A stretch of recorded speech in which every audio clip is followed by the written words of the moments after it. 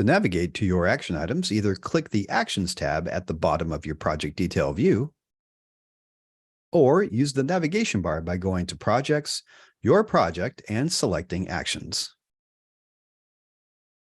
You can add an action two ways. From the Actions grid view, simply start typing the title of the action here where it says Add New Action and hit Enter. Or you can also click the green Add icon at the top of the page, fill out the form, and click Save Action when you're done. Now let's complete the action details, which you can do in this form or in the grid view. The owner is responsible for performing the action. A short descriptive name is the only mandatory field for your action. The description field lets you add more detail. Ideally, you should capture a summary of the expected action and its deliverable or expected outcome.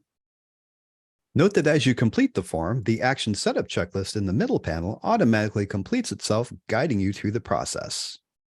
You can set the lifecycle state, which is set to created by default. Next, you can add tags to categorize your actions for easy filtering and reporting. Tags are common to all RAID items, so can represent any aspect of your actions, such as the type of activity, the source, affected stakeholders, or other categorization that you might find helpful.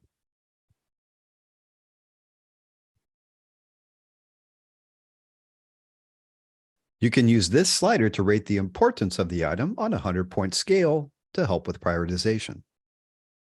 And like all good project managers, we should always capture a date for when the action is due. When you're done, don't forget to click the Save button. Although if you're editing in the grid view, just hit Enter to save.